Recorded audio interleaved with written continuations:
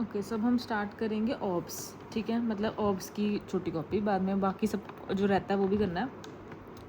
Quickening और बेलोटमेंट दो चीज़ें होती हैं, ठीक है। बेलोटमेंट होता है वही धक्का मारना अंदर से चाहे बाहर से, इंटरनल एक्सटर्नल, बेबी को धक्का मारना और बेलोटमेंट फील करना।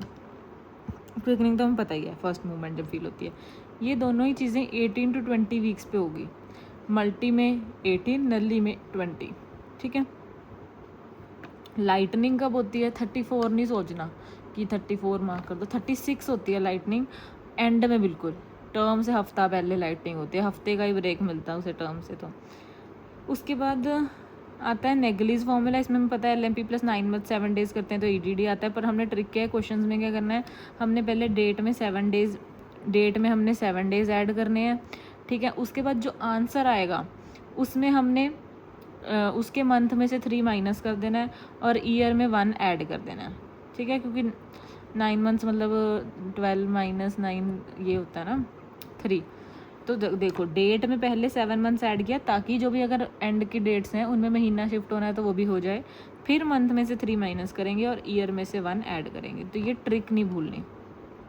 IVF में oocyte रिट्रीवल का अगर डेट दी हुई है तो हमने 266, 2 के बाद 66, ठीक है, 66 याद रखना है, 266 डेज ऐड करेंगे। अगर एम्ब्रियो ट्रांसफ़र जो है वो डे 3 और 5 पे होता है, अगर डे 3 पे बताया है कि अब बताओ तो हम 263 ऐड करेंगे, 3 पे 3, ठीक है। तो डे 3 पे 263 और डे 5 पे 261, 5 माइनस कर दो, इसमें 3 माइनस कर दो, फिर 5 माइनस कर दो, ठीक है। उसके बाद जी पाल जो हम कैलकुलेट करते हैं उसमें जी क्या होता है, नंबर ऑफ़ टोटल कंसेप्शंस जितनी भी हुई हैं अभी तक, ठीक है, उसमें सब कुछ आएगा। और पर जी तभी यूज़ करना अगर वो अभी प्रेग्नेंट है, ठीक है। पी क्या होता है, number of past pregnancies more than 28 weeks. अब इसका 28 याद रखना इंपॉर्टेंट है, नहीं तो हम बहुत ज़्यादा कंफ्यूज हो जाते हैं वायबिलिटी वगैरह उस सब को लेके। है तो ये वायबिलिटी, पर फिर भी वायबिलिटी की भी इन्होंने आजकल पता नहीं कितने वो बना दिए हैं, तो इसलिए जी पाल में जो है पास्ट प्रेगनेंसीज 28 आएगा। एग्जाम्पल जी पाल में, चलो ठीक है। अब उसका TPAL भी चीज़ होती है, term, pre term, abortion, live, ठीक है। टर्म होता है 37 के बाद और अबॉर्शन होता है 20 से पहले, तो प्री टर्म हो गया 20 और 37 के बीच में, फिर लाइव चिल्ड्रन, ठीक है। अब आगे फंडल ग्रिप्स, फर्स्ट को बोलते हैं फंडल ग्रिप, ठीक है, जिसमें हम लाए वगैरह चेक करेंगे, ठीक है, ऐसे करके फंडल ग्रिप होगी। सेकंड क्या होती है, लेटरल ग्रिप, उसमें हम पोजीशन चेक करते हैं। थर्ड में होती है वन हैंड से हमने बस ऐसे, वन हैंड को पॉ बोलते हैं तो थर्ड को पॉलिक ग्रिप बोलते हैं।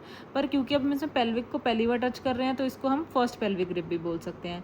फोर्थ है जब हम फीट, मदर की फीट को फेस करेंगे तो उसको बोलते हैं पेल्विक ग्रिप। तो अगर फर्स्ट पेल्विक बोली है तो ये है, मेन पेल्विक बोली है तो ये, और इसको सेकंड पेल्विक भी बोलते हैं अगर हम उस हिसाब से बात करें। इसमें हम क्या चेक करते हैं, पॉलिक में हम चेक कर रहे हैं कि प्रेजेंटिंग पार्ट क्या और एंगेजमेंट हुई है या नहीं, ठीक है। फिर हम लास्ट वाली में चेक करते हैं कि एटीट्यूड क्या है और कंफर्म करते हैं कि हाँ एंगेजमेंट होगी या नहीं। बेसिकली थर्ड की फाइंडिंग्स को इसमें हम कंफर्म कर सकते हैं।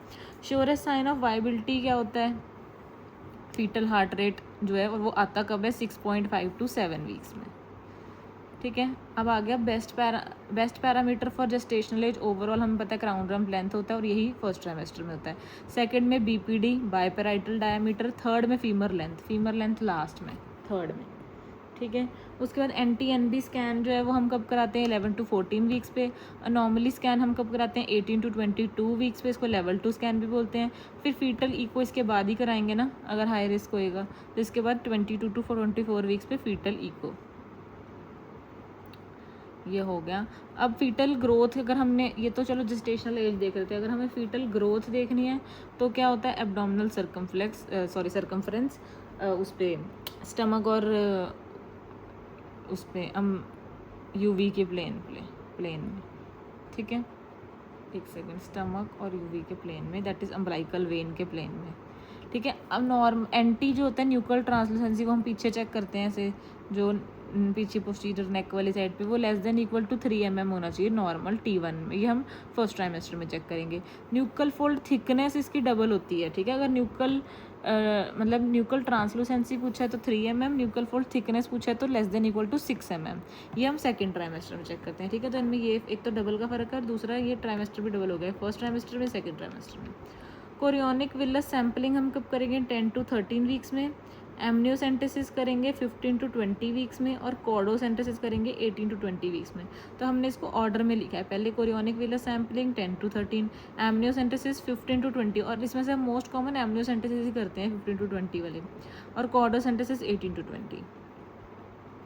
उसके बाद आ गया, अगर एडनेक्सा में सिस्ट है, एडनेक्सल सिस्ट है कोई, ठीक है, एडनेक्सा में सिस्ट है का मतलब मान लो ट्यूब में सिस्ट है या कहीं वो साइड में सिस्ट है और यूपीटी पॉजिटिव है, ठीक है, तो हम पेरिफेरल डॉपलर फ्लो करेंगे, और पेरिफेरल डॉपलर फ्लो पे हमें अगर दिखेगा bagel sign, donut sign, ring of fire sign on the ultrasound Doppler, तो फिर या तो वो एक्टोपिक प्रेगनेंसी हो सकती है। पर इम्पॉर्टेंट चीज़, कभी भी एक्टोपिक प्रेगनेंसी का डीडी नहीं भूलना, जो कि जिसमें हमें बेगल बूगल साइन दिख रहा है या रिंग ऑफ फायर साइन दिख रहा है, that is corpus luteal cyst which regresses by 10 to 12 weeks, तो वो नॉर्मल होता है। इसलिए कई बार एक्टोपिक प्रेगनेंसी के लिए हम ये टेस्ट डॉपलर रिलायबल नहीं कर सकते, ठीक है, क्योंकि उसमें ये हमें कॉर्पस लूटियम सिस्ट भी डीडी है।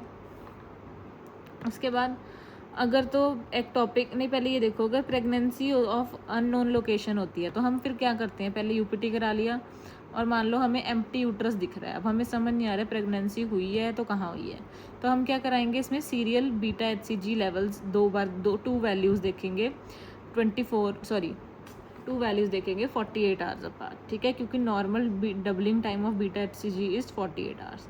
अगर तो वो डबल हो जाता है तो मतलब ठीक है, नॉर्मल इंट्रायूट्राइन प्रेगनेंसी है और वो अर्ली में आ गई है, इसलिए हमें दिख नहीं रहा, ठीक है। अगर वो इंक्रीज़ हुआ लेकिन प्लेट्यू हो जाता है, so that is in ectopic. अगर वो डिक्लाइन हो जाता है तो मतलब कंप्लीट अबॉर्शन हो चुका है। नेक्स्ट, एक्टोपिक प्रेगनेंसी में क्या होता है कि अगर तो एक्टोपिक प्रेगनेंसी रप्चर होगी, मतलब bleeding, pain, cervical motion, tenderness important, ठीक है, ये प्रेजेंट है, तो इसमें हम क्या करेंगे, फिर तो हमें सर्जरी करनी पड़ेगी, एक्सप्लोरेटरी लेप्रोटमी या फिर लैप्रोस्कोपिक करनी पड़ेगी, सैल्पिंजेक्टमी, ठीक है, तो सैल्पिंजेक्टमी करनी पड़ जाएगी हमें। रप्चर में तो कोई मतलब नहीं है, ट्यूब निकालना ही है। एक्टोपिक में अगर तो अनरप्चर्ड है तो हम पहले तो देखेंगे कि वो स्टेबल है या नहीं, ठीक है, अगर तो स्टेबल है, मोटिवेटेड है, HCG 5000 से कम है, फीटल कार्डियक एक्टिविटी एब्सेंट है, ठीक है, और sac less than, fetal cardiac activity absent होनी चाहिए तभी हम इसको हटाएंगे ना। So HCG less than 5000, sac less than 3.5 centimetre, fetal cardiac activity absent, no contraindication to methotrexate, या फिर जैसे कि मीथोट्रेक्सेट की को क्या कॉन्ट्राइंडिकेशन होती है, ये हमने उसमें करा है एंटी कैंसर ड्रग्स में, हिपैटोटॉक्सिसिटी और पल्मोनरी फाइब्रोसिस, क्योंकि ट्रक है मीथोट्रेक्सेट, ठीक है। तो ये सब में हम मेडिकल मैनेजमेंट करते हैं, नहीं तो हम सर्जरी करेंगे, लैप्रोस्कोपिक सैल्पिंजेक्टमी, ठीक है, ये तो क्योंकि अनरप्चर्ड है, सोच समझ के ही हो रही है, तो लैप्रोस्कोपिक कर लेंगे सैल्पिंजेक्टमी। मेडिकल मैनेजमेंट कैसे करते हैं, हमें याद रखना है Day 1, फिर Day 4, फिर Day 7। अब ये भी बंदा भूल जाता है Day 3 है, Day 5 है, क्या है, हमें याद रखनी है यशिका 147, यशिका 147 एक्टोपिक प्रेगनेंसी, उसे हमने क्या टॉपिक दिया, एक्टोपिक, वो सबको क्या पढ़ाती रहती है, एक्टोपिक प्रेगनेंसी, ठीक है। सो Day 1 वो उसने एक्टोपिक का केस मिला, मतलब हमें केस मिलते होते थे ना, तो जैसे मैं प्रोलैप्स का केस ले रही थी तो वो एक्टोपिक का केस है। Day 1 पे हम सिंगल डोज मीथोट्रेक्सेट देंगे IM, that is 50 mg per metre square, ठीक है, 50 mg per metre square methotrexate single dose Day 1 पे दी। उसके बाद हम Day 4 और सॉरी 5 मेरे को निकल गया था, 147 कर रहे थे ना, तो Day 4 और 7 पे बीटा HCG जो है वो चेक कराएंगे, ठीक है। अगर तो 15% से कम डिक्लाइन है तो रिपीट डोज दे सकते हैं हम, repeat the dose if less than 15% decline, monitor weekly, जब तक वो ज़ीरो नहीं हो जाता तब तक हम उसको मॉनिटर करते रहेंगे, ठीक है। ये थी मेडिकल मैनेजमेंट।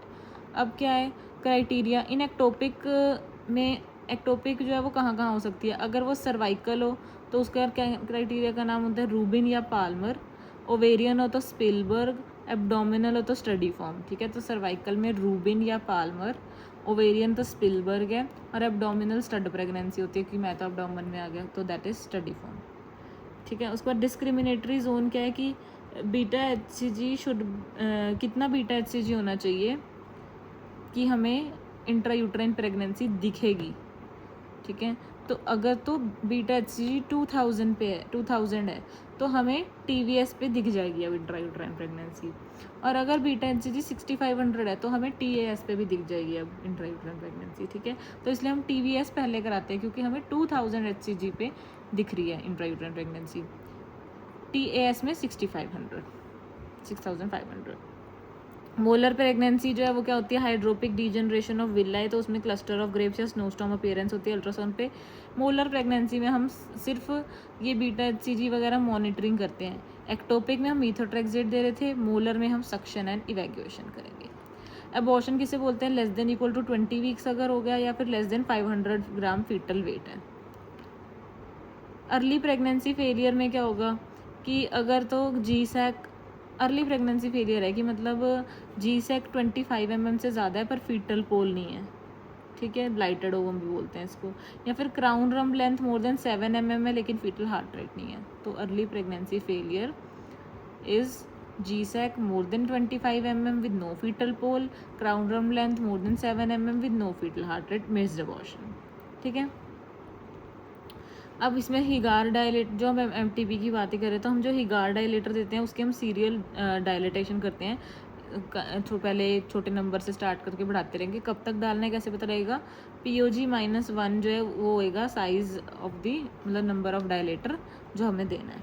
अगर नंबर जैसे नंबर 8 है, नहीं मतलब एक अलग बात है ये कि अगर नंबर 8 है तो नंबर 8 हिगार डायलेटर अगर तुम इजीली पास कर पा रहे हो एक नॉन प्रेग्नेंट फीमेल में, so that is a case of cervical incompetence, ठीक है। अब ये तो होगा हिगार डायलेटर में POG-1 कैलकुलेट करते हैं। कार्बन कैनुला का साइज कैसे कैलकुलेट करते हैं, कार्बन कैनुला का size is equal to the POG। Then RPL recurrent pregnancy loss होता है more than equal to 3 consecutive pregnancy loss, पर इवैल्यूएशन हम शुरू कर देते हैं मोर देन इक्वल टू 2 पे।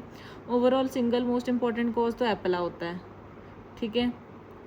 वैसे क्या होता है, मोस्ट लीथल ट्राइजोमी होती है 16, इसीलिए हम कभी ट्राइजोमी 16 पढ़ते ही नहीं क्योंकि वो एग्जिस्ट ही नहीं करती, इतनी लीथल है, ठीक है। और मोस्ट वायबल होती है 21 डाउन्स, है ना।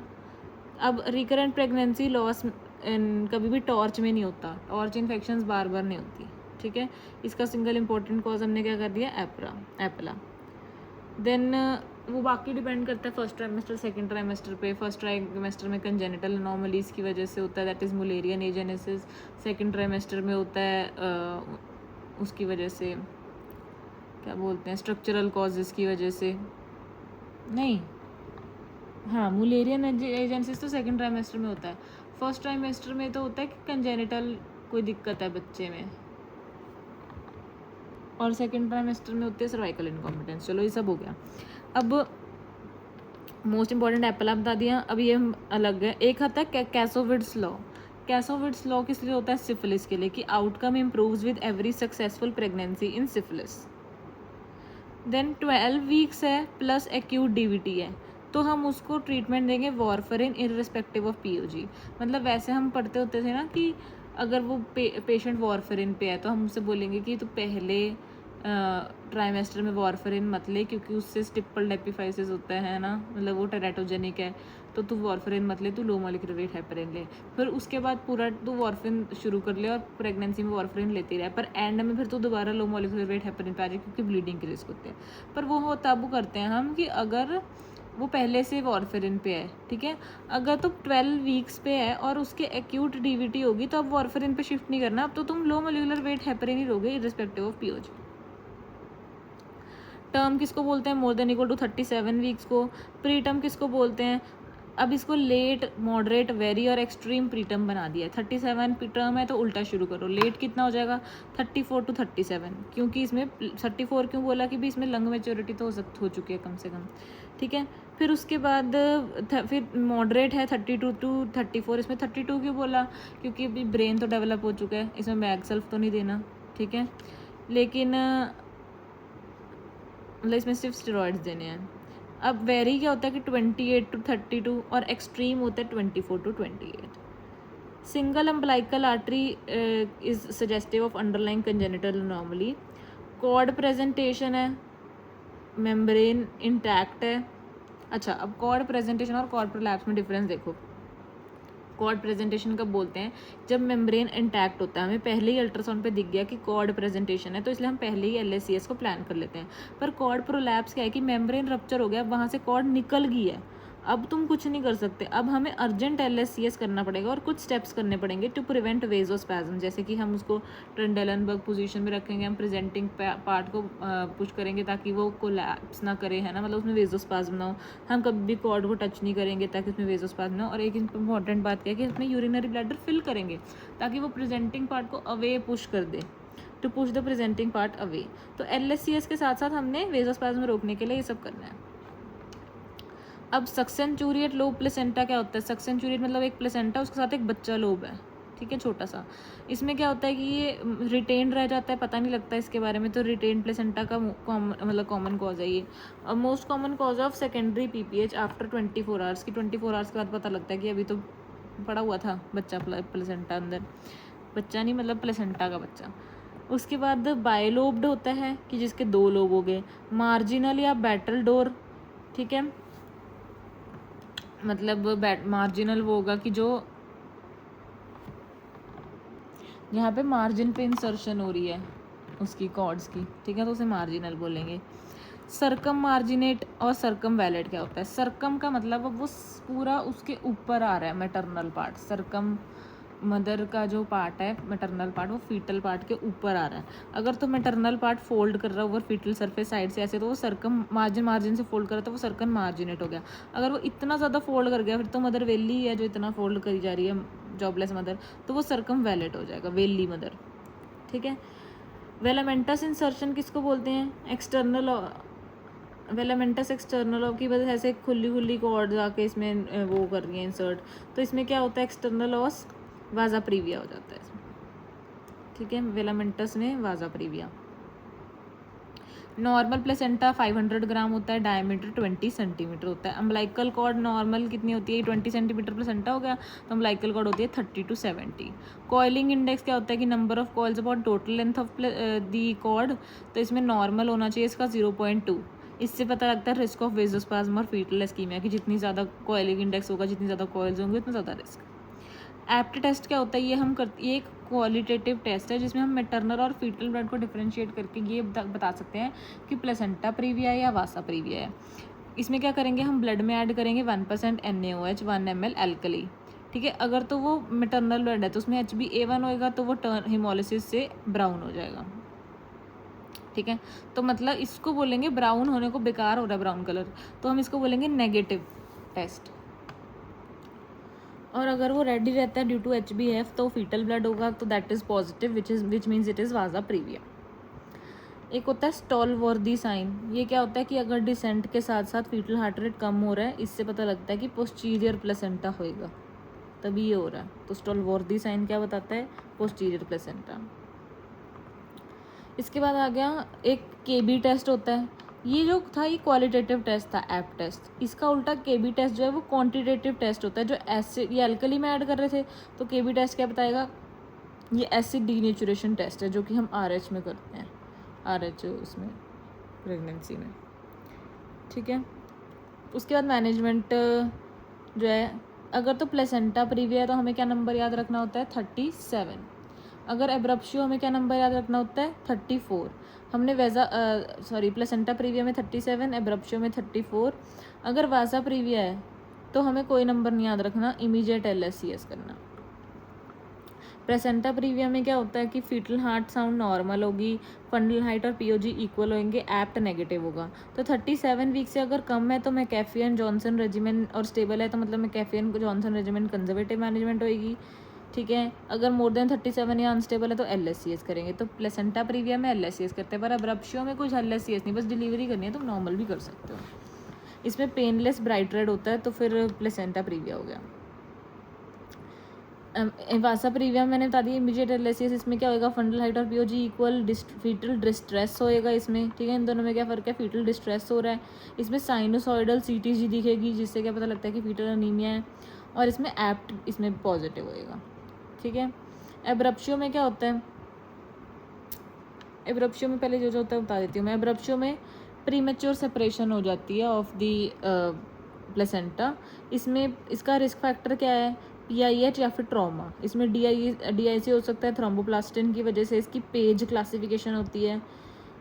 फीटल हाइट जो है सॉरी फंडल हाइट जो है वो पीओजी से ज़्यादा होएगी, क्योंकि एब्रप्शियो कंसील्ड वैरायटी में ज़्यादा हो सकती है, फीटल डिस्ट्रेस इसमें प्रेजेंट होता है, और ये पेनफुल डार्क रेड ब्लड होएगा इसके अंदर। ठीक है, इसकी मैनेजमेंट में नेवर स्टॉप लेबर, अगर लेबर शुरू हो चुकी है उसे हमने स्टॉप नहीं करना, तो हमने टोकोलिटिक नहीं देनी। लेबर और contractions are not stop, so never give tocolytics. अगर तो लेस देन 34 वीक्स है तो फिर हम स्टेरॉइड्स देंगे। अगर more than equal to 34 weeks है और अनस्टेबल है, डीआईसी है, कुछ भी है, तो इंडक्शन करेंगे हम बेसिकली, और तेज़ कराएंगे उसके लेबर को, एनवीडी करा सकते हैं। ठीक है, कंसील्ड रिवील या मिक्स टाइप होते हैं। नेक्स्ट आ गया, अगर इसमें एक और चीज़ होता है कोवुलर यूट्रस, अगर कोवुलर यूट्रस या एपोप्लेक्सी है तो उसमें हम हिस्ट्रेक्टमी की इंडिकेशन नहीं है, वो अपने आप ठीक हो जाएगी, डर मत जाना उसको देख के, हिस्ट्रेक्टमी कर दो उठा के। देन ये हमारे पास है plus PAS, that is placenta accreta spectrum. ठीक है, इसमें क्या होता है कि नीटा बुक लेयर जो है या फिर फिब्रिनॉइड लेयर एब्सेंट होती है तो वो उसके अंदर ही घुस जाता है प्लेसेंटा। ठीक है, इसकी इन्वेस्टिगेशन ऑफ चॉइस क्या होती है, अल्ट्रासाउंड करेंगे, फिर उसके बाद MRI करेंगे। इसमें प्लेसेंटल लेक ऑन डॉपलर दिखता है। ठीक है, placental lakes on Doppler, lakes दिखेगी क्योंकि वो उसके अंदर घुस चुकी हैं पूरी तरह से। ट्रीटमेंट ऑफ चॉइस, अब तो क्योंकि वो इतना घुस गया उसके अंदर तो हिस्ट्रेक्टमी करना ही पड़ेगा, तो सिजेरियन हिस्ट्रेक्टमी। ठीक है, एक्रीटा क्या होता है कि उसको अडहेयर कर लिया, ए से अडहेयर, इंक्रीटा मतलब इन्वेड कर लिया, इन्वेजन होगी, परक्रीटा मतलब परफोरेट या पेनिट्रेट कर लिया। इसमें जब हम सिजेरियन हिस्ट्रेक्टमी करते हैं तो यूरिनरी ब्लैडर की इंजरी के भी चांस होते हैं, इतना वो उसके अंदर घुस जाता है। ठीक है, तो हमें इसके सर्जन को भी बुला के रखना है। हिस्ट्री ऑफ LSCS या फिर प्लेसेंटा प्रीविया हो सकता है इसमें। जिसमें AP more than transverse diameter होता है वो कौन सा पेल्विस होता है, एंथ्रोपॉइड पेल्विस, AP, इसके नाम में ही पता लग रहा है कि AP ज़्यादा है। इसमें क्या हो जाती है, फेस टू प्यूब्स डिलीवरी या परसिस्टेंट डायरेक्ट OP पोजीशन जो है वो एंथ्रोपॉइड में होएगी। बट डीप ट्रांसवर्स अरेस्ट किस में होएगा, एंड्रॉयड में। एंड्रॉयड मेल टाइप होता है, हार्ट शेप्ड होता है, इसमें ROP और LOP होंगे। तो ROP और LOP एंड्रॉयड में, डायरेक्ट OP एंथ्रोपॉइड में।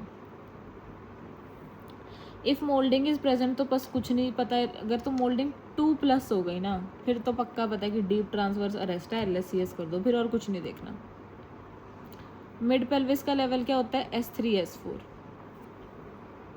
प्लेन ऑफ ग्रेटस और लीस्ट पेल्विक डायमेंशन में इसके ऊपर नीचे हो गए ना, S2 S3 और S4 S5, तो मिड पेल्विस हो गया S3 S4।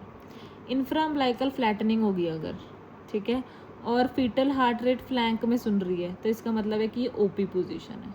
OP में इंफ्रा अम्बिलिकल फ्लैटनिंग देगी क्योंकि सिर तो पीछे है अब। ठीक है, मतलब सिर बेसिकली उसमें है पोस्टीरियर पोजीशन में, ऑक्सीपिट। ठीक है, अब देन मैनेजमेंट क्या है इसकी, वेट एंड वॉच करते हैं क्योंकि OP पोजीशन हमें पता है वापस घूम जाती है खुद ही।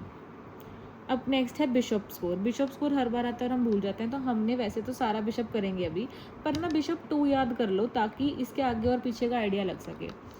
बिशप स्कोर 2 में सर्वाइकल डायलेटेशन कितनी होती है, डायलेट कितना होगा 2 to 4, लेंथ कितनी हो जाएगी 1 to 2, इफेसमेंट होती है 60 to 70%, स्टेशन होता है -1 या 0, कंसिस्टेंसी सॉफ्ट हो जाएगी, पोजीशन इंटीरियर, सारी फेवरेबल सी चीज़ें हैं।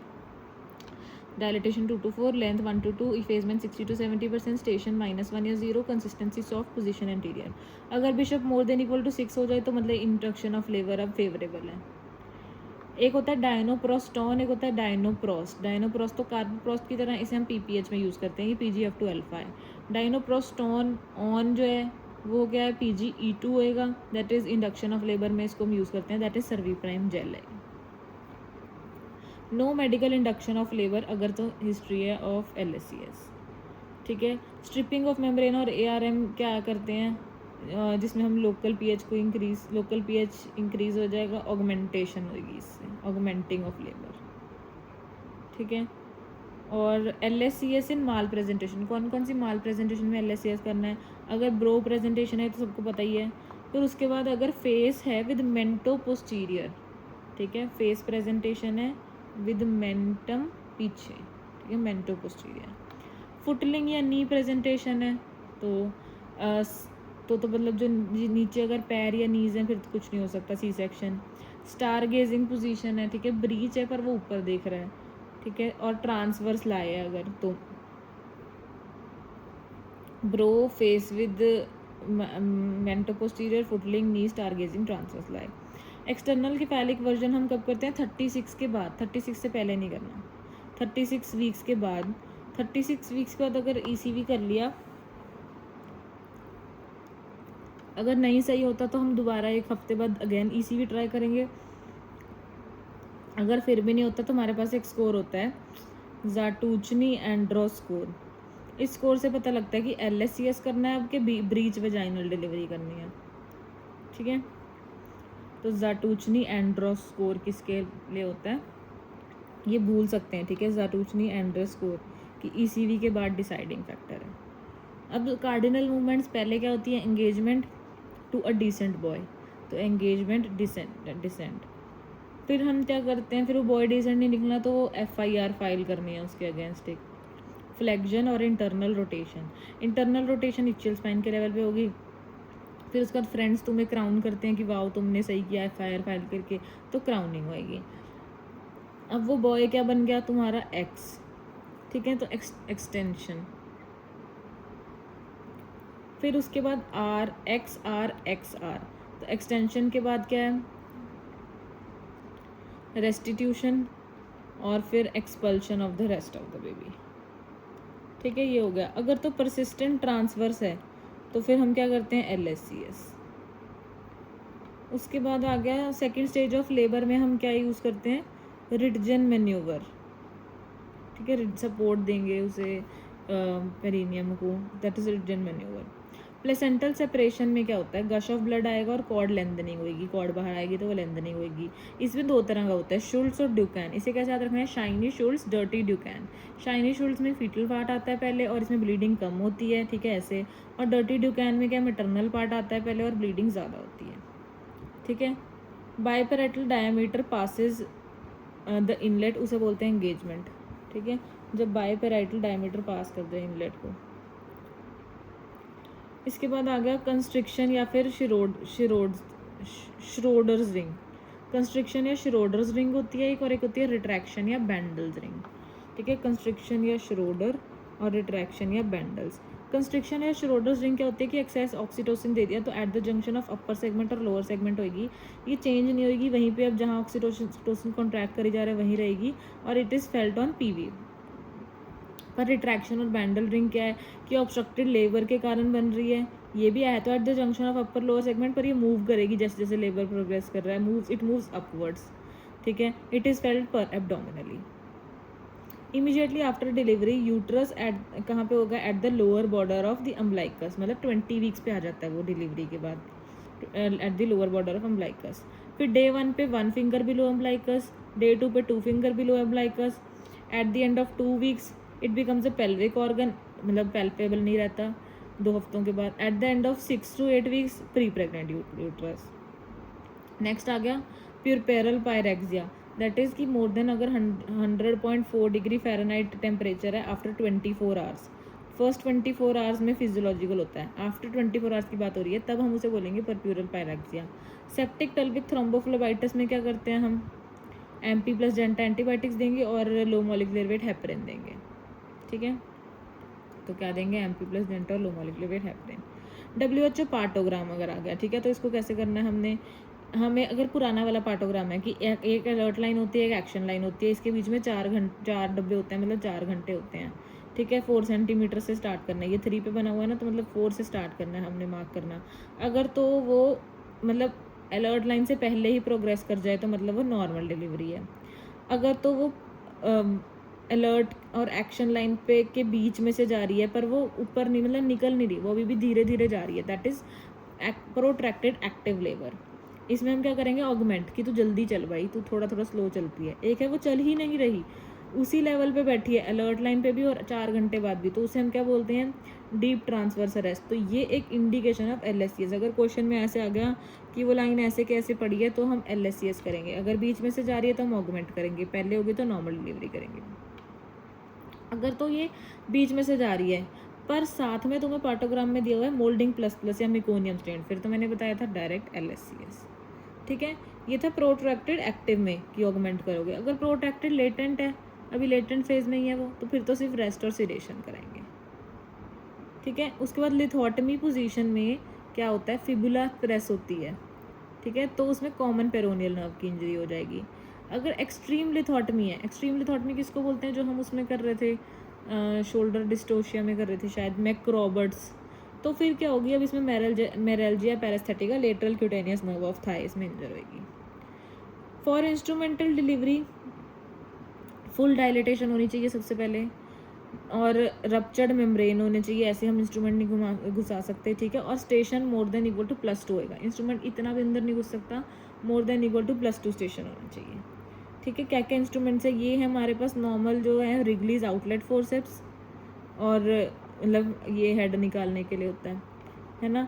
ये है जो कर्व्ड है और ये बीच में से बहुत लॉन्ग है, ये क्या है, पाइपर्स फोर्सेप्स जो ब्रीच निकालते हैं।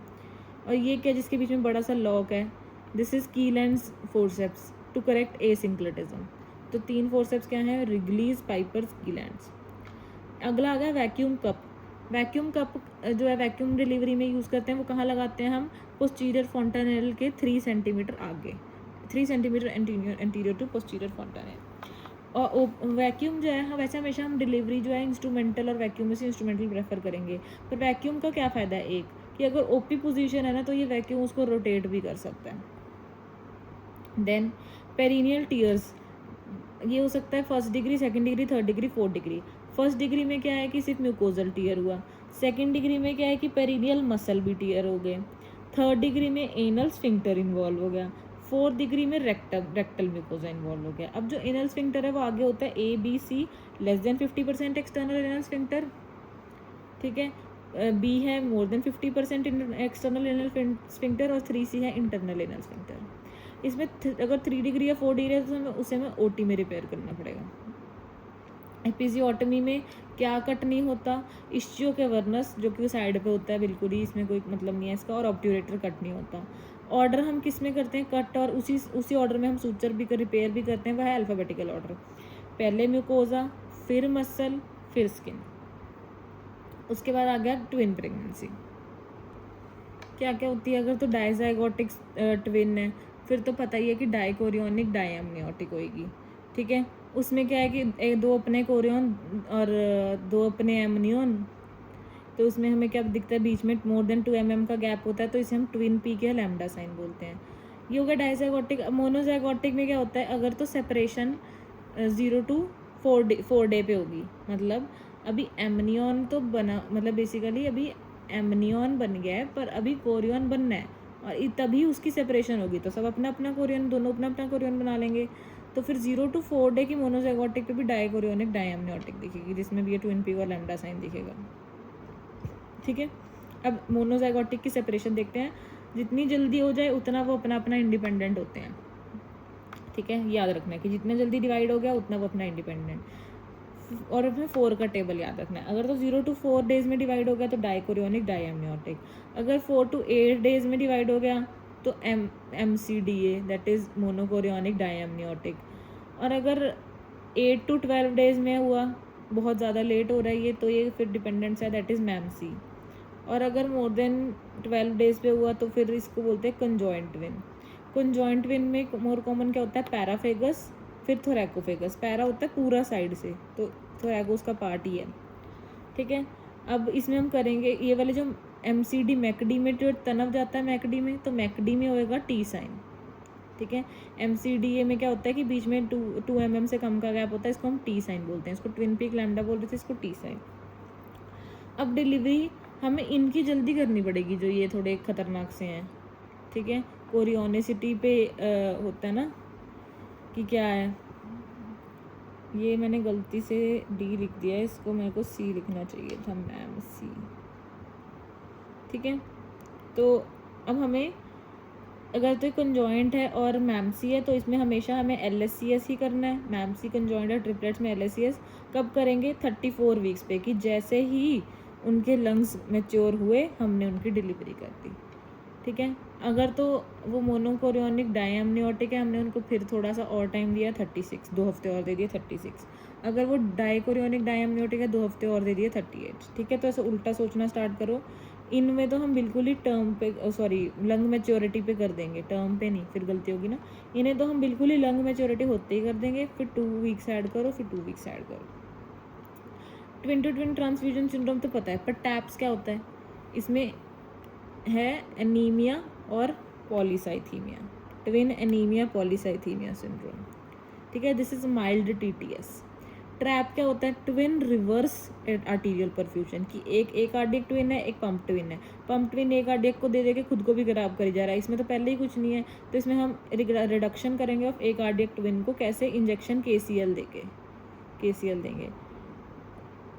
उसके बाद क्विंटेरो स्टेजिंग आ गई। क्विंटेरो स्टेजिंग में क्या होता है? 4 स्टेजिंग होती है। पहले में क्या शुरू हुआ? अभी ओलिगो और पॉली आना शुरू हुआ। सेकंड में डोनर का भी ब्लैडर दिख ही नहीं रहा, क्योंकि वो सारा कुछ ही दूसरे को दे ही जा रहा है, ठीक है। Absent bladder on donor, 2 stage. Third में अब डॉपलर एबनॉर्मेलिटीज आने लगी, ठीक है, डॉपलर। फोर्थ में क्या है? फीटल हाइड्रोप्सी हो गया। ट्रीटमेंट क्या करते हैं हम इसमें? लेज़र एब्लेजन, उनकी कनेक्शन को, जो आर्टीरियोवेनस कनेक्शन हो रखे हैं एनास्टोमोसिस, उसको काट दो, एब्लेट कर दो। अगर तो सेकंड ट्विन ट्रांसवर्स में होता है, ठीक है। और वैसे हम हमेशा करते हैं ना कि पहले वाला ट्विन हमने मान लो डिलीवरी से निकाल दिया, अब सेकंड ट्विन ट्रांसवर्स में है और पहले LSCS नहीं हुआ तो हम इंटरनल पोडालिक वर्जन ट्राई कर सकते हैं, ठीक है। तो हम क्या ट्राई करेंगे? Internal podalic version. अब अगर RH इम्यूनाइजेशन वाला केस, IC इम्यूनाइजेशन वाला केस है, तो हम ICT टाइटर करेंगे, दैट इज इनडायरेक्ट स्कूम टेस्ट करेंगे इसमें। और इसमें हम सीरम में एंटीबॉडी देखते हैं। डायरेक्ट में क्या करते हैं? हम RBC पे देखते हैं, ठीक है। तो इसमें हम ये देखेंगे कि अगर तो बिल्कुल ही वो है ना, ICT टाइटर बहुत ज़्यादा है, तो इसमें भी यही हिसाब है कि हम 34 होते ही उसको, लंग मैच्योरिटी होते ही निकाल देंगे। इसमें भी यही था, लंग मैच्योरिटी होते ही निकाल रहे थे। पर ट्विन में क्या होता है? ट्विन मतलब 2, तो इसमें 2-2 हफ्ते ऐड कर रहे थे। इसमें ऐसे नहीं करना। अगर तो वो है, एक्सट्रीम केस है, तो हमने लंग मैच्योरिटी पे निकाल दिया। अगर ICT टाइटर क्रिटिकल वैल्यू से कम है, तो हम फिर भी टर्म तक वेट कर लेंगे 37।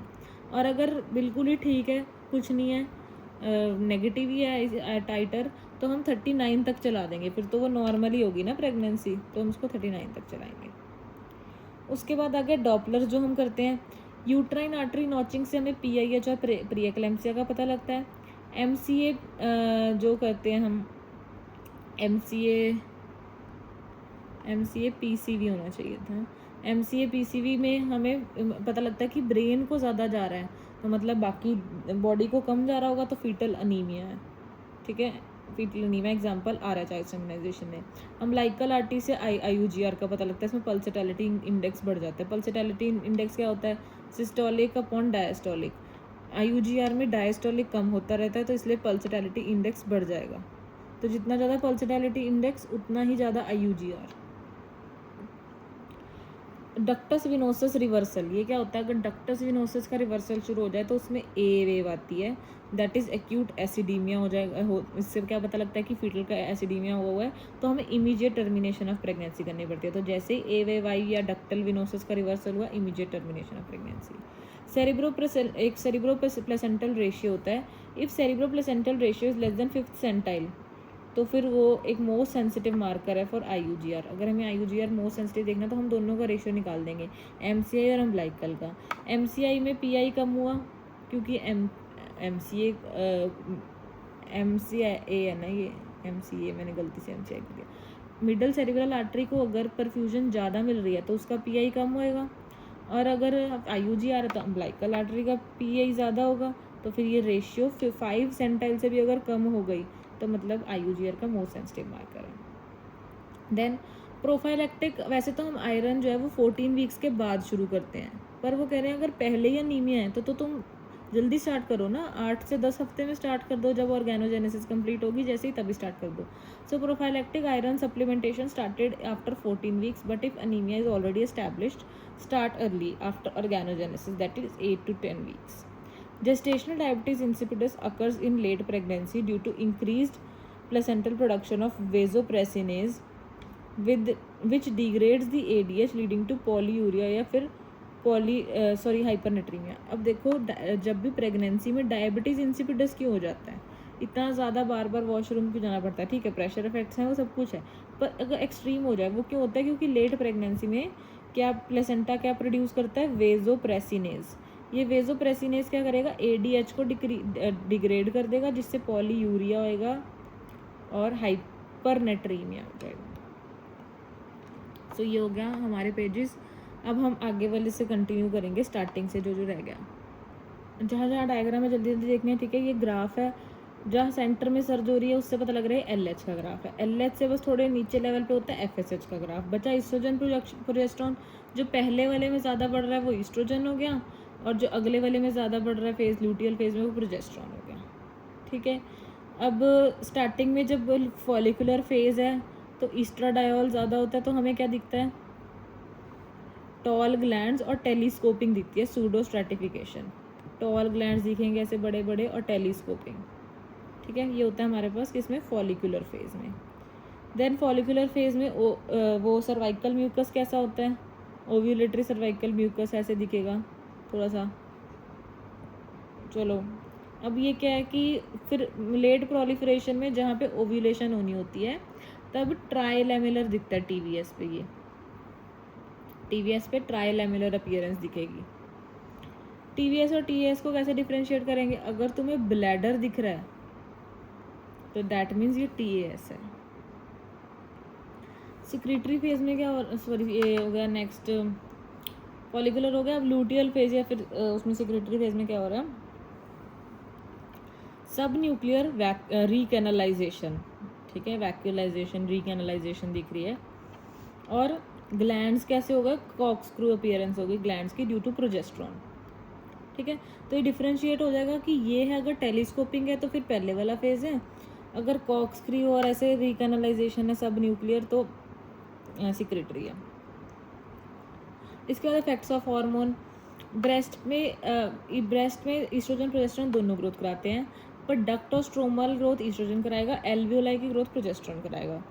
सर्विक्स ईस्ट्रोजन क्या कराएगा? सर्विक्स को थिन कर देगा, और स्पिन बार्केट इसको बोलते हैं हम, ठीक है? तो स्टार्टिंग में स्पिन बार्केट होता है। थिक और टेनेशियस म्यूकस कब होता है? सेकंड फेज में ड्यू टू प्रोजेस्टेरोन।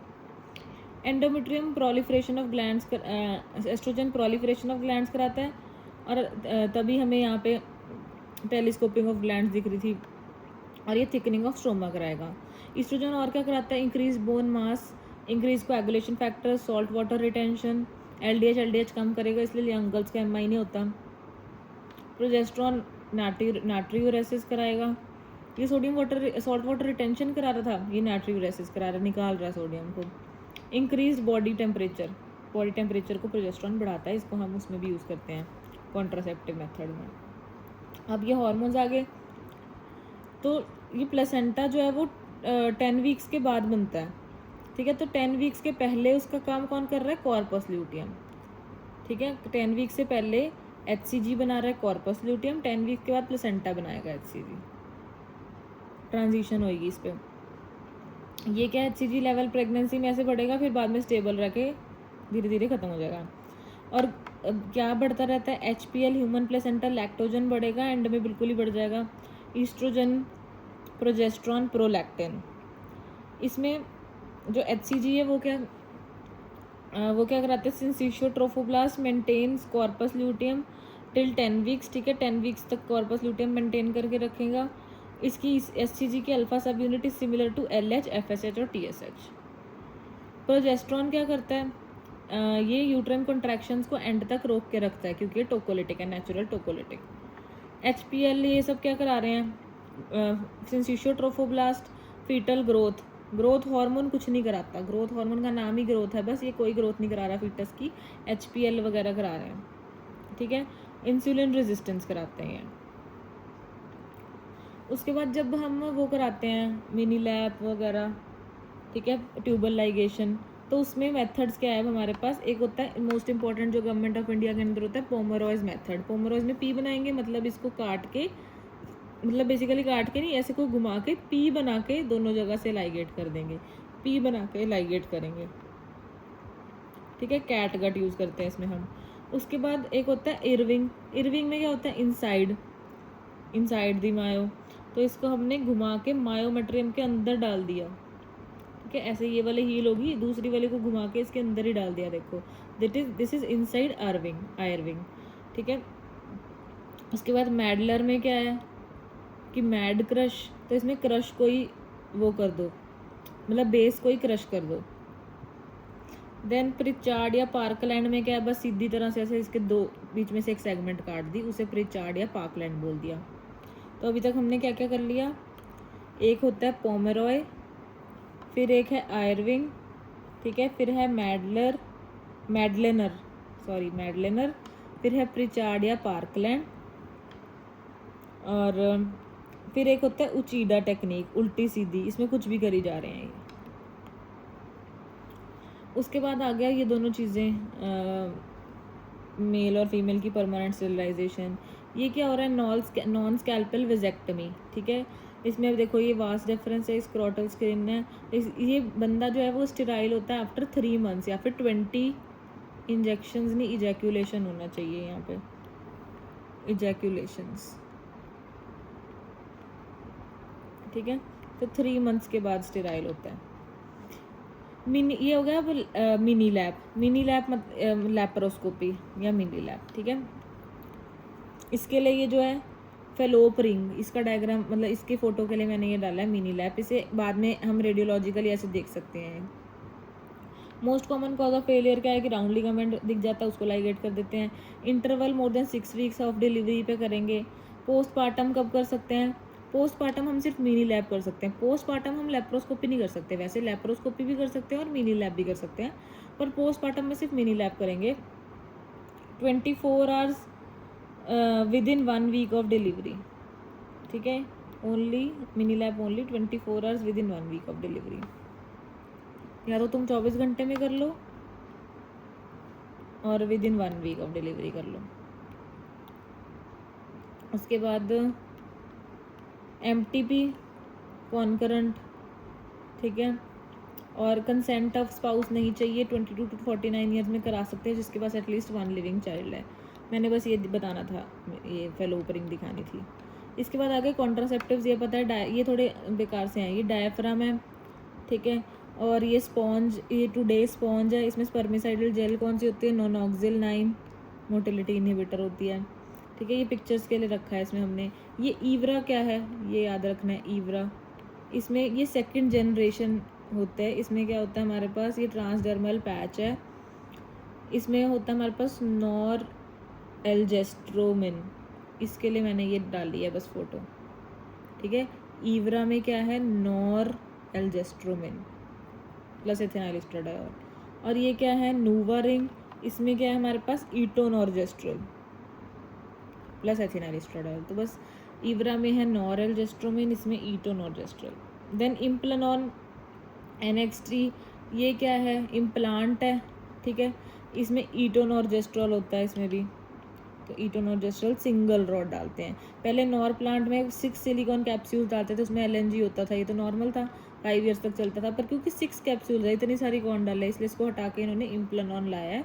इसमें क्या है इम्पॉर्टेंट, 68 mg, ठीक है, और ये 3 ईयर्स के लिए चलता है, तो ये दोनों नंबर याद रखने हैं, 68 mg और 3 ईयर्स, ज़्यादा ही मैंने इसको हाईलाइट कर दिया, तो 68 mg और 3 ईयर्स, ठीक है। ये इनहिबिट करेगा ओव्यूलेशन और सर्वाइकल म्यूकस थिकनिंग, ये तो पता ही है, पर हम इसको करेंगे कहाँ पे, 3 मीडियल एपिकॉन्डाइल से 3.5 सेंटीमीटर दूर, कहाँ से, ट्राइसेप्स मसल से, ठीक है। तो मतलब 3.5 इधर से पता नहीं कितने कर रहे हैं, तो मतलब ऐसे पता होना चाहिए आपको, ट्राइसेप्स का 3.5 सेंटीमीटर, ये जो भी है। नेक्स्ट क्या है, ये प्रोजेस्टेरॉन ओनली पिल सिजारेट, ठीक है। प्रोजेस्टेरॉन ओनली पिल क्या करती है, सर्वाइकल म्यूकस को चेंज करती है, ओव्यूलेशन में कोई चेंज नहीं करती। अगर एक होती है हमारे पास मिनी पिल, ठीक है, जो हमें, इसमें दिक्कत क्या है कि रोज़ सेम टाइम पे लेनी है, ठीक है। अगर तो है मिनी पिल तो उसको हर रोज़ सेम टाइम में लेनी है, 3 आवर्स का गैप हो सकता है, इससे ज़्यादा नहीं। और अगर है सिजारेट तो फिर उसमें हम 12 आवर्स का गैप हो सकता है, इससे ज़्यादा नहीं। तो सिजारेट फिर भी थोड़ी फ्लेक्सिबल है, ये तो मिनी पिल तो कह रहे हैं कि भाई 3 आवर्स का ही गैप में लो। तो सिजारेट होती क्या है, प्रोजेस्टेरॉन ओनली पिल, ये पता होना चाहिए। इसकी कॉन्ट्राइंडिकेशन है सी ए ब्रेस्ट, पहले इतना उसको रखा और प्रोलिफरेट नहीं कराना हमने। सी ए ब्रेस्ट जो प्रोजेस्टेरॉन है वो इसका रिस्क बढ़ाएगा, ठीक है। ये क्या है, ईश्योर, दिस इज हिस्ट्रोस्कोपिकली इंसर्टेड। मिसलेनियस में इमरजेंसी कॉन्ट्रासेप्टिव आ गए, क्या क्या होते हैं, लीवोनॉर्जेस्ट्रन, इजी पिल या आई पिल। इसमें लीवोनॉर्जेस्ट्रल 1.5 mg होता है, most common use taken with 72 hours, तो पता ही है। और उसके बाद ये क्या होता है, एला1 क्या है, इसमें उलीब्रिस्टल एसीटेट है। ये मोस्ट इफेक्टिव हार्मोनल है, तो मोस्ट इफेक्टिव हार्मोनल अगर पूछेंगे तो फिर ये है वो उलीब्रिस्टॉल, ये नहीं है जो लेते हैं हम, ठीक है। साइड इफेक्ट क्या है इसका, हिपैटोटॉक्सिक, और इसको हम 5 डेज़ के अंदर ले सकते हैं, तो इसलिए मोस्ट इफेक्टिव है कि इसको तुम 72 आवर्स में यूज़ कर रहे हो। इसमें डोज याद रखनी है 30 mg।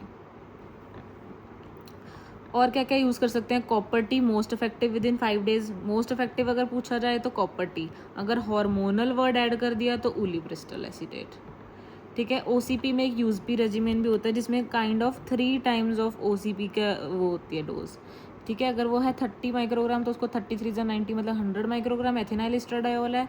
और वो होती है लीवोनॉर्जेस्ट्रल, कितनी होती थी लीवोनॉर्जेस्ट्रल उसमें, बस इसमें याद रख लो कि LNG कितनी देनी है, 0.5 mg, ठीक है। ट्वाइस देना है अब इसको इंटू 2 टाइम्स 12 आवर्स अपार्ट। और हम मीफी भी यूज़ कर सकते हैं, मीज़ो हम नहीं यूज़ करते, ठीक है। 100 mg स्टैट, मीफी कितनी देनी है, 100 mg स्टैट, ये 100 mg है। Centchroman 30 mg twice 12 hours. Centchroman Chhaya भी तुम इसको इमरजेंसी की तरह भी यूज़ कर सकते हो, 30 mg ट्वाइस 12 आवर्स अपार्ट, ठीक है। उसके बाद कॉन्ट्रासेप्टिव ऑफ चॉइस, अगर तो विमेन है और एंटी कोएगुलेशन फॉर डीवीटी या सीए ब्रेस्ट है तो फिर तो कॉपर टी ही बेस्ट है, ठीक है। फिर ओसीपीज नहीं तुम दे सकते। अगर मोलर प्रेगनेंसी है तो भी IUCD बेस्ट है। सोचो, ऐसे मत सोचना कि बीच में मोलर हो गया अब IUCD नहीं देना, तब भी मोलर में IUCD बेस्ट है, हैं। हो मोलर में तो नहीं लगा सकते, बीच में गलत बात बोल दी मैंने।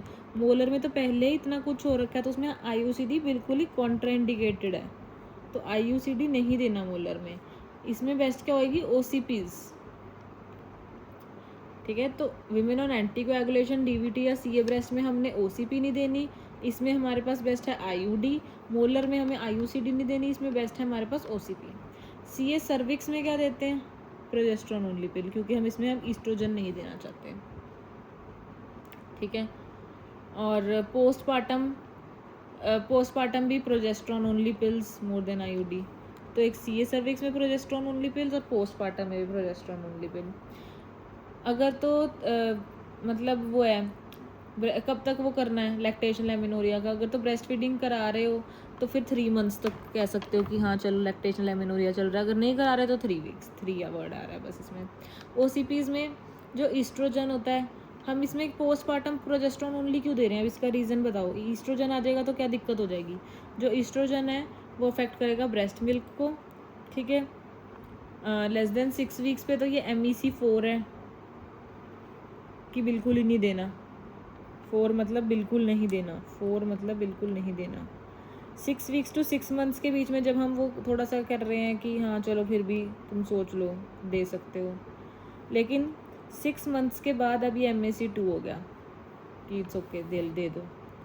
उसके बाद पर्ल्स इंडेक्स क्या होता है, number of accidental pregnancies upon females into number of months, मतलब इसमें डिनोमिनेटर में नंबर ऑफ मंथ्स और इधर हमने 1200 कर दिया। लाइफ टेबल एनालिसिस बेटर होता है, ठीक है। पर्ल इंडेक्स अगर हम करना चाहते हैं तो वो कैलेंडर मेथड का सबसे ज़्यादा होगा 24, फीमेल स्पॉन्ज और कॉन्डम भी बेकार है 20, मेल कॉन्डम का 14 है, ये हमें याद होता है, ठीक है। अब स्टेरलाइजेशन का 0.1 हो गया, OCPs और IUCD का है, OCP का 1, IUCD का 2, ठीक है।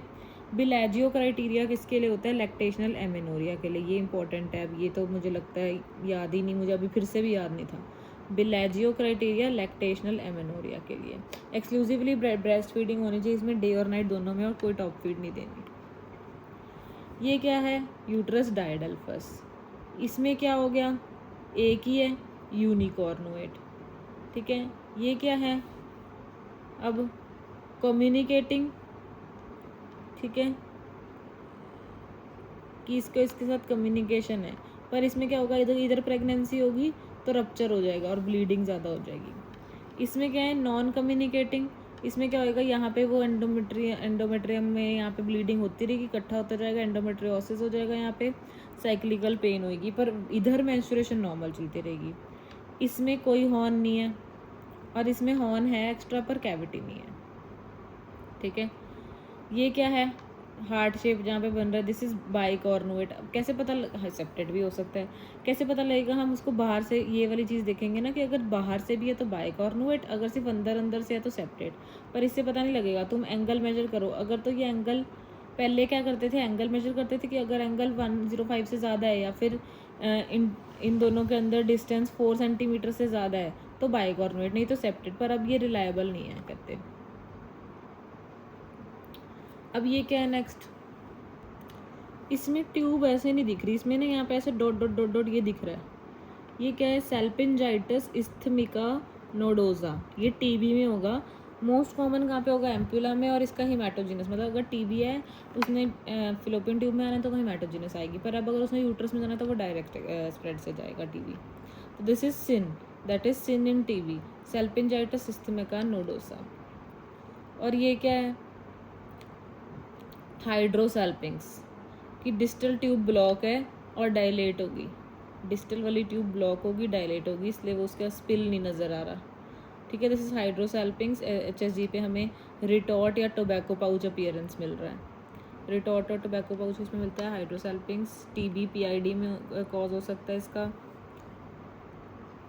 इसी चीज़ का अगर हम अल्ट्रासाउंड कर ले तो इसका कॉग व्हील साइन होता है। तो रिटॉर्ट टोबैको पाउच HSG पे, अल्ट्रासाउंड पे कॉग व्हील, ऐसा दिखता है कॉग व्हील। उसके बाद हम आगे इस पे, ये जो कंडीशंस हमने करी थी, ये वाला मैंने क्यों डाला है, वैसे तो मैंने ये सारा कुछ बता दिया ऑलमोस्ट, पर ये फ्लो चार्ट दोबारा से याद दिलाने के कि 6 वीक्स पे अनडिफरेंशिएटेड गोनैड होता है, बाइपोटेंट, मेल भी बन सकता है फीमेल भी बन सकता है। अगर उसमें SRY जीन आ जाए on short arm of Y chromosome, तो क्या होगा, पहले तो मुलेरियन हटाना है अब हमने, क्योंकि हमने वुल्फियन वाले हैं ना हम, मेल बन गए अगर, तो फिर मुलेरियन हटाना है, तो मुलेरियन इनहिबिटरी फैक्टर आएगा, टेस्टिस बनेंगी।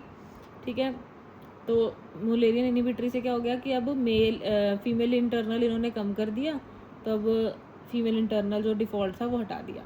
फिर टेस्टोस्टेरोन आया, उसने क्या किया, मेल इंटरनल बनाना शुरू कर दिया। टेस्टोस्टेरोन जब DHT आया, DHT में कन्वर्ट हुआ, उसने मेल एक्सटर्नल बनाना शुरू कर दिया। ये किससे हो रहा है, 5 अल्फा रिडक्टेज से। इसीलिए जब 5 अल्फा रिडक्टेज की डेफिशिएंसी होती है तो सिर्फ मेल एक्सटर्नल नहीं आता, इंटरनल तो मेल ही होता है। ठीक है, अब उस बाद ओवरी में क्या है कि अगर तो वो नहीं आया, SRY जीन नहीं आया, जीन नहीं आया, ठीक है, तो ओवरी जो है वो मुलेरियन इनहिबिटरी फैक्टर इनहिबिट नहीं कर रही, तो बाय डिफ़ॉल्ट क्या बन रहा है, फीमेल इंटरनल। और टेस्टोस्टेरोन भी नहीं आ रहा, तो वुल्फियन जो थी वो वुल्फियन डक्ट्स की रिग्रेशन होगी, और एक्सटर्नल भी फीमेल ही बन रहा है, क्योंकि फीमेल वाला तो सारा डिफ़ॉल्ट ही है। ठीक है, ये इन्होंने पिक्चर किसकी दिखाई है, ये क्या एडेशंस बन रही हैं, जो एशरमैन सिंड्रोम की। इसमें क्या हो रहा है अब कि AIS में इन्होंने दिखा दिया कि ब्रेस्ट तो है, क्योंकि जो टेस्टोस्टेरोन है एक्सेस है, तो उसको एरोमेटेज जो है वो एस्ट्रोजन में कन्वर्ट कर रहे हैं। ठीक है, पर इसमें इंटरनल मेल नहीं है, मतलब ना तो इंटरनल मेल है ना फीमेल मेल है, कुछ नहीं है। पर हाँ, फीमेल एक्सटर्नल है, डिफ़ॉल्ट फीमेल एक्सटर्नल है, कोई हेयर नहीं है, क्योंकि pubarche is not due to oestrogen. ठीक है, इसमें लेकिन अगर गोनैड्स हो ना तो हमें रिमूव करने हैं, क्योंकि इसमें गोनैडोब्लास्टोमा का रिस्क रहता है। अब disorders of sexual differentiation, pseudo hermaphrodite क्या होता है, अगर मैंने बोला मेल सूडो हर्माफ्रोडाइट, तो मैंने मेल वर्ड आगे लगाया, मतलब वो है तो मेल, है तो XY, लेकिन वो बाहर से दिख रहा है फीमेल। फीमेल सूडो का मतलब क्या है कि वो XX है, लेकिन उसका एम्बिगुअस जेनिटलिया है। ठीक है, तो ये वाली सारी कंडीशंस मैं पहले बोल चुकी हूँ, ये वही हैं। 45XO अगर हो गया तो फिर टर्नर है ना, और अगर ये स्वायर बता दिया पॉइंट म्यूटेशन में, 46XY अगर दे रखा है। अब एक चीज़ रह गई यहाँ पे, अगर तो स्केलेटल अनोमली है मेल स्यूडो में, तो फिर क्या होगा, वो एंटली बिक्सलर P450 CR नहीं OR पता नहीं, ऐसे कोई दिक्कत हो जाती है इसमें, एंटली ब्लिक्सर। ठीक है, तो एक हमने, अगर तो फीमेल स्यूडो हर्माफ्रोडाइट है तो वो है मदर विरलाइजेशन एट प्रेगनेंसी। अगर मदर की विरलाइजेशन होगी प्रेगनेंसी में, मतलब कि वो एरोमेटेज की डेफिशिएंसी है, मतलब वो टेस्टोस्टेरोन को ईस्ट्रोजन में कन्वर्ट नहीं कर पा रहा, तो इतना टेस्टोस्टेरोन है कि वो मदर में ही पहुंच गया और मदर को विरलाइजेशन कराने लग गया। ठीक है, इसमें भी अगर स्केलेटल नॉर्मली है तो एंटली ब्लिक्सर P450, ये दोनों में हो सकता है, एंटली ब्लिक्सर वाला। ठीक है, अब CAH कर लेते हैं, कंजेनिटल एड्रिनल हाइपरप्लेजिया जो भी है ये। इसमें हमें पता है कि एक तो होता है 21 hydroxylase defect deficiency, most common 21 तो मोस्ट कॉमन होगा, है ना, क्योंकि वो डाउन्स भी मोस्ट कॉमन होता है, वैसे भी रोल नंबर मेरा 21 मोस्ट कॉमन।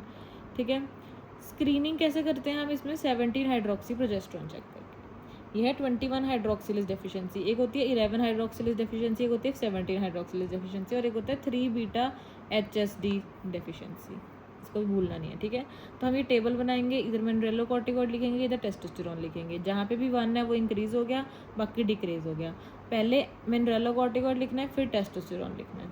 ठीक है, अगर MT याद रखना है, MT अगर तो मिनरेलोकॉर्टिकॉइड जो है वो कम हो रहा है तो इसका मतलब क्या हो गया, शॉक। अगर बढ़ रहा है मतलब BP इंक्रीज। ठीक है, अगर तो टेस्टोस्टेरोन, अब इससे पता लगेगा मेल सूडो में आएगा कि फीमेल सूडो में आएगा। अगर तो टेस्टिस ज़्यादा है, ठीक है, मतलब सॉरी टेस्टिस कह रही हूँ, टेस्टोस्टेरोन ज़्यादा है, ठीक है, और वो मैं बोल रही हूँ कि उसका XX है, तो क्यों है भाई ज़्यादा, तो एम्बिगुअस जेनिटेलिया। अगर XY है तो मतलब प्रिकॉशियस प्यूबर्टी हो जाएगी। ठीक है, अगर टेस्टोस्टेरोन कम है और XY है तो मतलब वो XY तो है पर वो अपना XY के कैरेक्टरिस्टिक्स नहीं ला पा रहा, तो वो क्या हो जाएगा, मेल सूडो। तो जहाँ पर भी ये है 1 बाद में, नहीं सॉरी, जहाँ पर भी हाँ 1 बाद में, वो क्या होएगा, फीमेल सूडो हर्माफ्रोडाइट। जहाँ पर भी बाद में 1 नहीं है तो that is male pseudo hermaphrodite. ठीक है, तो ये 2 कंडीशंस इधर आ गई, ये 2 कंडीशंस इधर आ गई। ये मोस्ट कॉमन कॉज वाली जो 21 वाली थी वो फीमेल सूडो हर्माफ्रोडाइट आ गई। देन फाइब्रॉइड और DD। ठीक है, फाइब्रॉइड जो होता है वो कैसा दिखता है, हेट्रोजीनस मास दिखता है, इसमें एसिमेट्रिक थिकनिंग होती है और कोई टेंडरनेस नहीं होती एग्जामिनेशन पे। ये देखो फाइब्रॉइड जो है वो ऐसे मतलब रेगुलर सा राउंड सा बना हुआ है और एसिमेट्रिक थिकनिंग है इसकी, कोई टेंडरनेस नहीं है। नेक्स्ट आगे हम एडिनोमायोसिस पे। एडिनोमायोसिस कैसा होएगा, ये तो एसिमेट्रिक था, ये होएगा बायलेटरल सिमेट्रिक एडिनोमायोसिस। इसमें क्या हो रहा है, ये ग्लोबुलर भी होता है गोल सा, और इसमें हमें क्या दिखता है, विनेशियन ब्लाइंड साइन और अल्ट्रासाउंड, क्योंकि वो क्या है, मायोमेट्रियम जो है, इसमें दिक्कत क्या होगी कि मायोमेट्रियम में घुस गया ना वो एडिनोमायोसिस में, कि एंडोमेट्रियम मायोमेट्रियम में घुस गया, तो इसलिए वो पता ही नहीं लग रहा, ऐसे लग रहा है ब्लाइंड ही है, वेनेशियन ब्लाइंड साइन कर्टन ही है। और हमें इसमें क्या दिखेगी, सॉल्ट एंड पेपर साइन, क्योंकि वो एंडोमेट्रियम मायोमेट्रियम में घुस गया तो उसका सॉल्ट एंड पेपर साइन दे रहा है वो। ग्लोबुलर होता है, बायलेटरल सिमेट्रिकल होता है, स्पॉटर्स हो गए। ऑन पैल्पेशन ये टेंडर होगा और ये सिमेट्रिक होगा। ये क्या था, एसिमेट्रिक और नॉन टेंडर, ये क्या है, सिमेट्रिक और टेंडर, इसलिए इसको साथ में दिया हुआ है। इसको बोलते हैं हेल्बन sign, usually less than 12 week size में, 12 वीक से ज़्यादा नहीं बढ़ सकता अब ये। ठीक है, इसमें endometrial glands and stroma have entered the junctional zone and the junctional zone thickening is more than equal to 12 mm। Treatment है कि हिस्टेक्टमी करेंगे वंस फैमिली इज कंप्लीट। ठीक है, अब ये क्या है, फीडिंग वेसल साइन अगर दिख रहा है, फाइब्रोवेस्कुलर स्टॉक दिख रही है तो दैट इज एंडोमेट्रियल पॉलिप, इसमें हम पॉलीपेक्टमी करते हैं। देन ये क्या है, बोनीज मायोमा स्क्रू, ये तो हमने कर लिया कि 0 to 1 है तो हिस्ट्रोस्कोपिक रिमूवल करेंगे, कोई और है तो लैप्रोस्कोपिक रिमूवल करेंगे। ये क्या होता है, अब जिसमें 2 इधर भी बने हुए हैं, 2 इधर भी बने हुए हैं और आगे अजीब सा क्लैंप बना हुआ है, इसको दिखाने के लिए मैंने ये स्लाइड डाली है, दैट इज बोनीज मायोमेक्टमी क्लैंप। ये स्क्रू है, ये क्लैंप है। देन PCOS में पहले मैं बता देती हूँ, अब इसको PMOS बन गया है ना, poly एंडोक्राइनोपैथी metabolic ovarian syndrome. Rotterdam criteria क्या होता है कि अगर 3 में से 2 चीज़ें पॉजिटिव हैं, ठीक है, एक तो अगर ओलिगोमेनूरिया या हिर्सुटिज्म है, हिर्सुटिज्म के लिए हमारे पास क्या होता है, Ferriman Gallwey score more than equal to 8 है। बायोकेमिकल में क्या है कि अगर टेस्टोस्टेरोन लेवल रेज्ड है, हमने किया था 70 नॉर्मल होता है तो 70 to 200 के बीच में हो गया। पॉलीसिस्टिक ओवरीज हमें दिख रही हैं अल्ट्रासाउंड पे, क्या कितनी होंगी, more than 12 follicles 2 to 9 mm diameter का, ठीक है, in each ovary. Ovarian volume more than 10 cc होना चाहिए। इंसुलिन रेजिस्टेंस, नेकलेस पैटर्न और ओबेसिटी नहीं आते इस क्राइटेरिया में। और there is no risk of C A ovary in PCOS।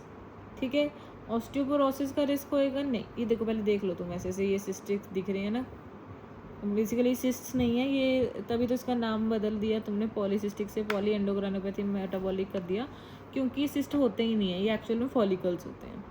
ठीक है, तो ऑस्टियोपोरोसिस का रिस्क होएगा नहीं। ठीक है, क्योंकि ईस्ट्रोजन नहीं है। ईस्ट्रोजन नहीं है का मतलब वैसे तो बहुत ज़्यादा ईस्ट्रोजन है, ईस्ट्रोजन करता है ना, ईस्ट्रोजन बचाता है ऑस्टियोपोरोसिस को। अब ईस्ट्रोजन इतना ज़्यादा है तो ऑस्टियोपोरोसिस का रिस्क तो होएगा ही नहीं। पर कार्डियोवैस्कुलर रिस्क होएगा, येस, क्योंकि इसमें एंड्रोजन्स हो गए। अब वो फीमेल वाला फैक्टर खत्म हो गया, तो इसमें येस एंड्रोजन्स की वजह से सीवी रिस्क होएगा। ठीक है, तो इसलिए ओवरी का तो रिस्क नहीं था, पर एंडोमेट्रियम कैंसर का रिस्क है, क्योंकि अनअपोज्ड ईस्ट्रोजन है तो एनोवुलेशन होएगी। ठीक है, तो ईस्ट्रोजन हाई होता है, फैट ज़्यादा होता है, इसलिए ठीक है प्रोजेस्टेरॉन कम हो जाएगा, एनोवुलेशन हो रही है। ईस्ट्रोजन हाई है, ईस्ट्रोजन कौन सा हाई है? अब ईस्ट्रॉन हाई है, फैट हाई होने की वजह से। ईस्ट्राडायोल अगर पूछा जाए तो याद रखना है वो फॉलिकल्स की वजह से था, तो फॉलिकल्स तो नॉर्मल है ही है, मतलब फॉलिकल्स तो इसलिए ईस्ट्राडायोल नॉर्मल। ये नहीं सोचना फॉलिकल्स ज़्यादा है ईस्ट्राडायोल ज़्यादा, फैट ज़्यादा, ईस्ट्रॉन ज़्यादा। ठीक है, ये तो फॉलिकल्स जो बैठे हैं इनको यूज़ कर रहे हैं एस्ट्राडायोल को। टेस्टोस्टेरोन बढ़ जाएगा, 70 to 200 हो जाएगा। AMH बढ़ जाएगा क्योंकि ओवेरियन रिजर्व ज़्यादा है, फॉलिकल ज़्यादा है। प्रोलैक्टिन को कोई लेना देना नहीं है, वो नॉर्मल है। LDL ज़्यादा है क्योंकि अब थोड़ा मेल की तरफ जाने लग गए। ठीक है, अब क्योंकि प्रोजेस्टेरॉन कम है तो LH जो है वो ज़्यादा हो जाएगा। ईस्ट्राडायोल नॉर्मल है तो इसलिए FSH भी नॉर्मल है, तो FSH और ईस्ट्राडायोल नॉर्मल है, इसमें प्रोजेस्टेरॉन कम है और LH ज़्यादा होता है फीडबैक की वजह से। ठीक है, ये SHBG कम हो जाएगा, बाइंडिंग जो है जो भी था इसका। ठीक है, इसमें क्या होता है, LH क्योंकि ज़्यादा है और FSH कम है तो LH FSH की रेशियो बढ़ जाएगी। इन्होंने क्राइटेरिया में, रॉटरडैम क्राइटेरिया में बोला 12 फॉलिकल्स, पर असली में वो कहते हैं अब एक अपडेटेड क्राइटेरिया आ गया है कि more than 20 follicle, more than equal to 20 follicles in any one ovary. पर वो रॉटरडैम नहीं है, तो अगर पूछा जाए रॉटरडैम तो रॉटरडैम ही बताना है। देन अगर तो इनफर्टिलिटी है तो फिर हम क्या देंगे, letrozole more than clomiphene citrate. Clomiphene citrate क्यों देना तुमने, क्योंकि ये फॉलिकल्स पहले इतने ज़्यादा हैं और फॉलिकल्स बढ़ाएगी, ये सर्म ईस्ट्रोजन ब्लॉकर है, तो इससे OHSS हो सकता है। लेट्रोजोल प्रेफर करेंगे कि जो एक एंड्रोज को एरोमेटेज को ईस्ट्रोजन में एंड्रोजन को बेसिकली ईस्ट्रोजन में कन्वर्ट नहीं होने देगा, एरोमेटेज को पता नहीं किसको ईस्ट्रोजन में कन्वर्ट नहीं होने देगा, तो ये GnRH जो है वो उसके रिस्पॉन्स में इंक्रीज़ करेगा, तो फिर प्रेगनेंसी के चांस बढ़ जाएंगे। ठीक है, पुराने वाले में देख लेते हैं और क्या इन्फॉर्मेशन थी कि एंड्रोजन से एनोवुलेशन हो रही है, oligomenorrhoea, hirsutism, Ferriman Gallwey more than equal to 8, biochemical total testosterone increase, polycystic ovary, मैंने सारा कुछ कर लिया। अप्रोच टू रेज टेस्टोस्टेरोन भी बता दी थी मैंने। ठीक है, ट्रीटमेंट क्या है, फर्स्ट लाइन ट्रीटमेंट यही होता है, लाइफस्टाइल चेंजेस करो। अगर तो इनको हिर्सुटिज्म या फिर इरेगुलर साइकिल्स के लिए ट्रीटमेंट चाहिए तो OCPs देंगे, प्लस माइनस मेटफॉर्मिन अगर इंसुलिन रेजिस्टेंस है। ठीक है, कौन से देंगे हम, 4th जनरेशन देते हैं। ठीक है, 4th जनरेशन में क्या होती है, ड्रॉसपेरिनॉन, ड्रॉसपायरिनॉन, ये एंट्री एंड्रोजेनिक के साथ साथ एंटी मिनरलोकॉर्टिकॉइड भी है, जो वेट लॉस में भी हेल्प करेगी। तो वेट लॉस करके ही ड्रेस पहनेंगे, अच्छे लगेंगे। ठीक है, बहुत लड़कियों को इस दुनिया में PCOS है, वो फिर भी ड्रेस पहनती हैं, तो ड्रॉसपायरिनॉन। ठीक है, अगर इनफर्टिलिटी के लिए आए हैं तो हम क्या देंगे, लेट्रोजोल, क्लोमिफेन सिट्रेट और इंजेक्शन HMG, इसी ऑर्डर में। लेट्रोजोल जो है वो GnRH को बढ़ा के ओवुलेशन बढ़ाएगा, ये क्लोमिफेन सिट्रेट सर्म है, ईस्ट्रोजन इनिबिट करता है तो फिर GnRH बढ़ता है, और HMG जो है वो FSH LH दोनों का कॉम्बिनेशन का इंजेक्शन है। एंटी एंड्रोजन्स लास्ट रिजॉर्ट होते हैं, ये काइंड ऑफ नहीं ही देते। ठीक है, क्या होता है इसमें, सिप्रोटेरॉन, स्पायरोनोलैक्टोन, फ्लूटामाइड, फिनास्टेराइड तो पता है, स्पायरोनोलैक्टोन हो गया जो गायनेकोमेस्टिया चेक रहता है ना, सिप्रोटेनॉन और फ्लूटामाइड ये याद रखने हैं। ठीक है, ये किसके लेवल्स बढ़ रहे हैं किसके कम हो रहे हैं तो मैंने ऑलमोस्ट सारा बता ही दिया। देन अगर तो कंटिन्यूस ड्रिबलिंग हो रही है और नॉर्मल ब्लैडर है तो क्या केस होएगा, कि कंटिन्यूस ड्रिबल क्यों होएगा कि कंटिन्यूस तो यूरेटर से ही आ रहा है ना, तो इट कैन बी यूरेट्रोवेजाइनल फिस्चुला और एक्टोपिक यूरेटर इंसर्शन अगर कंटिन्यूस आ रहा है पर ब्लैडर नॉर्मल है। अगर कंटिन्यूस आ रहा है इतना ही लिखा है तो मतलब ब्लैडर में दिक्कत है, तो वो वेजाइकोवेजाइनल फिस्चुला हो गया। ठीक है, अगर vaginal urine only during micturition आ रहा है तो यूरेथ्रोवेजाइनल फिस्चुला हो गया। अगर वो इंक्रीज इंट्राअब्डोमिनल प्रेशर पे ड्रिबलिंग हो रही है तो that is stress urinary incontinence SUI। SUI क्यों होता है? पेल्विक फ्लोर अगर वीक है, ठीक है, यूरेथ्रल हाइपर मोबिलिटी है, यूरेथ्रा ज़्यादा हाइपर मोबाइल है या फिर वो नीचे वाली फ्लोर वीक है। ट्रीटमेंट ऑफ SUI में क्या हम TBT या फिर ट्रांस वेजाइनल या ट्रांस ऑब्ट्यूरेटर टेपिंग करते हैं। ठीक है, ये तो हो गया नॉर्मल ट्रीटमेंट कर लिया, पर गोल्ड स्टैंडर्ड क्या करते हैं हम इसमें? बर्च कॉल्पो सस्पेंशन, जिसमें हम क्या करते हैं? सस्पेंड यूरेथ्रा या वेजाइना टू द इलियोपेक्टिनियल या कूपर्स लिगामेंट। ठीक है, इसको इलियोपेक्टिनियल या कूपर्स लिगामेंट पे सस्पेंड करना है।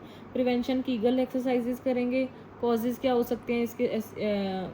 ऑब्स्ट्रक्टेड लेबर या फिर हिस्टेक्टमी रिलेटेड इंजरी की वजह से हिस्टेक्टमी बोल रही हूँ।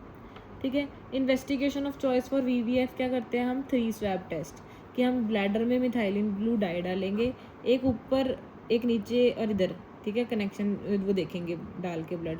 अगर तो ऊपर वाली अनस्टेन्ड है और वेट है तो मतलब यूरेट्रोवेजाइनल फिस्चुला है। अगर बीच वाली स्टेन्ड है और वेट है मतलब कि वेजाइकोवेजाइनल फिस्चुला है।